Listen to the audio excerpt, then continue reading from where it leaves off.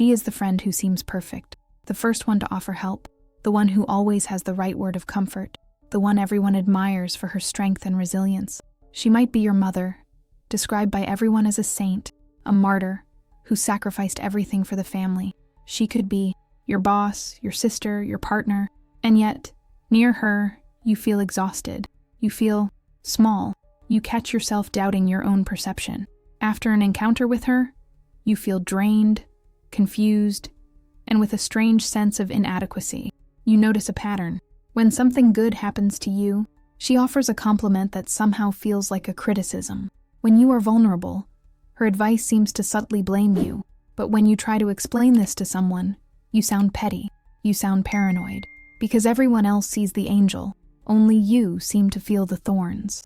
This cognitive dissonance is, perhaps, the most powerful and maddening tool in the female narcissistic arsenal. It is a form of abuse so subtle, so covert, that the victim themselves doubts their sanity.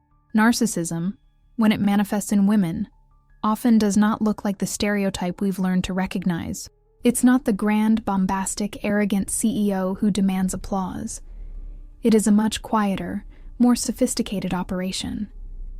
It's a war waged not with fists, but with whispers, with social exclusion, with rehearsed smiles, and with a facade of vulnerability that hides a ravenous envy.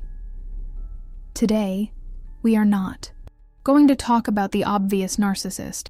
We are going to decode the 7 core characteristics of the narcissistic woman, and by doing so, we will validate your reality. We will name the fog. The goal is not to diagnose anyone, but to give you the map she used to confuse you for so long. And with that map, you will find the way out. My name is Lauren Mitchell. My purpose with this channel is to show that the problem was never you, and more importantly, that you are not alone. If this video resonates with you, I invite you to subscribe to the channel and leave your like on the video. I count on your support. To understand the narcissistic woman, we need to understand that her self is a fragile construct. Behind the facade, there is a vacuum of identity and a pathological insecurity. To survive, she needs to build an impeccable armor and extract constant supply from the outside world. Characteristic number 1, the obsession with appearance and status. For the narcissistic woman, appearance is not a matter of vanity. It is a matter of survival. This manifests in different ways, but the goal is the same: to create a public image of perfection that generates admiration and envy. If she is a somatic narcissist, the focus will be on her physical appearance. She may be obsessed with youth, physical fitness, designer clothes. She doesn't dress well to feel good. She dresses well to be seen as superior. And she will use it against you. She will subtly judge your choices, your weight, your age, making you feel inadequate simply for existing next to her. If she is a cerebral narcissist, the focus will be on intellectual or professional status. She will make a point of displaying her diplomas, her achievements, her children's intelligence. If she is a communal narcissist, her appearance will be that of the perfect mother, dedicated wife, or most helpful church member. Her house will be impeccable. Her children will be impeccable. Her marriage will look perfect on Instagram. This facade is her primary source of supply, and anyone who threatens this facade or who has something she covets awakens the true engine behind her actions: envy. Characteristic number 2, pathological envy. Here is one of the hardest truths to accept. The narcissistic woman does not admire you. She envies you. And narcissistic envy is not the common feeling of, I wish I had what she has. It is a much darker feeling. I can't stand that she has this. Envy is the driving force behind almost all of her interactions. She envies your youth, your career, your family, your social ease, your resilience, your authenticity. She envies anything she perceives as a source of supply that she does not possess or cannot control. How does this envy manifest? Rarely openly. It manifests through subtle sabotage. It's the backhanded compliment. That dress is beautiful. How brave of you to wear something so loud. Or, congratulations on the new job. How lucky they didn't mind your lack of experience in that area. It is minimization. You share a great achievement, and she immediately changes the subject or talks about an achievement of hers, or her child's, that is slightly greater. It is personality theft. You notice that she starts copying your way of speaking, your hobbies, even your stories, retelling them as if they were her own. She does this to possess the quality she envies in you. Her envy is a bottomless pit, and to cope with this envy, she needs to control the social environment. She needs to ensure that, in the eyes of others, she always comes out on top. This leads us directly to her preferred weapons. The narcissistic woman knows that real power, for her, is not in physical strength or direct authority, but in controlling the social narrative. She is a master strategist of the human relations battlefield. Characteristic number 3, relational manipulation. This is her primary form of attack. The narcissist will rarely confront you directly. It's too risky. She could be exposed. Instead, she will use third parties to do the dirty work. Her favorite tool is gossip. But it's not just any gossip. It is strategic gossip, designed to isolate you and destroy your credibility. She plants seeds of doubt. She will say to a mutual friend, with a look of deep concern, "I'm so worried about Mary. She seems so unstable lately, don't you think? She's been so aggressive." She does this so that when you finally react to her abuse, your reaction is seen not as a consequence, but as proof of your instability. She controls the narrative even before the conflict begins. Triangulation is another tactic. She creates an army of supporters, the flying monkeys around her, often people she also manipulates. She will compare you to them. Well, Jane didn't have a problem with that. Just you.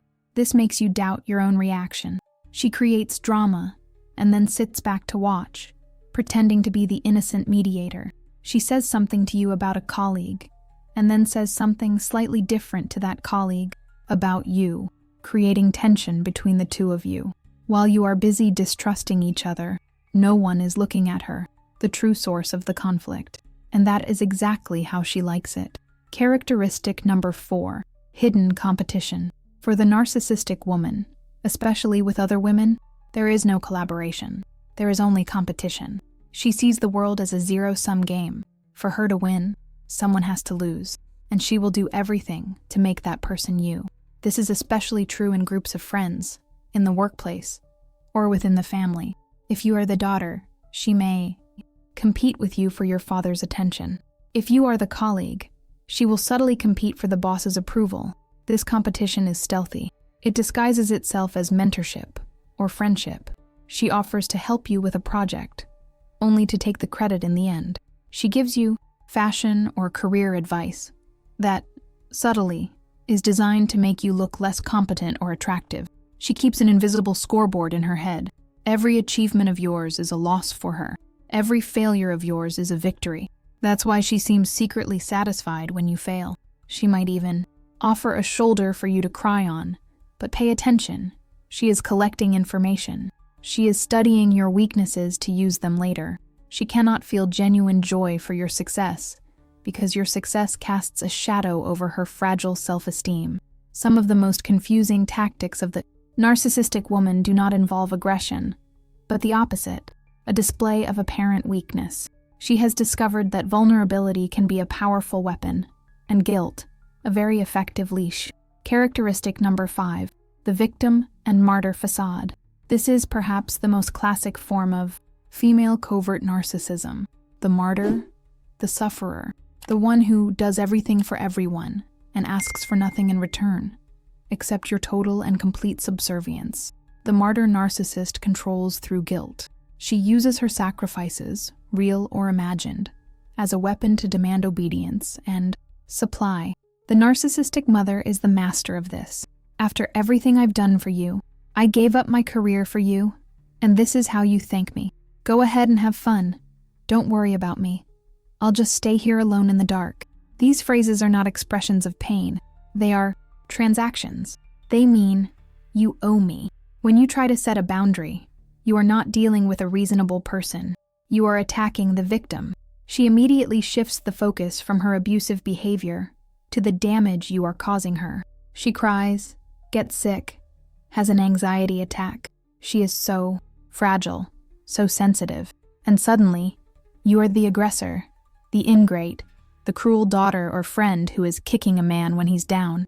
This tactic is devastating because it directly attacks your empathy. You feel guilty for wanting autonomy. You feel like a horrible person for setting a boundary. And so, you back down. The leash of guilt tightens, and she maintains control. Characteristic number 6. Motherhood as a narcissistic extension. For many narcissistic women, children are not independent human beings with their own needs and identities. They are extensions of the narcissistic self. They are objects to be used to obtain supply. This creates the classic and destructive dynamic of the golden child and the scapegoat. The golden child is the child who reflects well on the mother.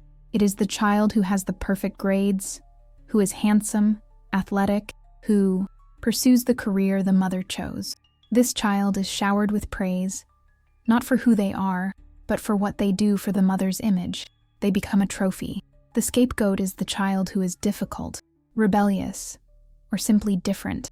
It is the child who dares to have their own personality. This child becomes the dumping ground for all the mother's anger, frustration, and self-loathing. They are blamed for everything that goes wrong in the family. The narcissistic mother triangulates the siblings against each other, fostering jealousy and competition so that they never unite against her. She sabotages their independence because their independence means they can leave. She may be the overly involved helicopter mom, not out of love, but out of control. Or she may be the mother who competes with her own daughter, flirting with her friends, jealous of her youth. For the daughter of a narcissistic mother, the wound is deep because the first person who should love her unconditionally sees her only as a tool or an obstacle. All these characteristics come together to create the most maddening experience of all, the final dissonance that makes the victim doubt their own reality. Characteristic number 7. Hidden cruelty. Angel in public, demon in private. This is the trademark. To the outside world, she is an angel. She is charismatic, kind, helpful, funny, the life of the party, the pillar of the community. People love her, they sing her praises, they tell you how lucky you are to have her in your life. But behind closed doors, when there are no witnesses, the mask drops. The sweet smile turns into a look of icy contempt. The gentle voice becomes cutting, full of sarcasm and criticism. The helpful woman becomes cold, indifferent, and cruel. You see both sides. The world sees only one, and the narcissist ensures it stays that way.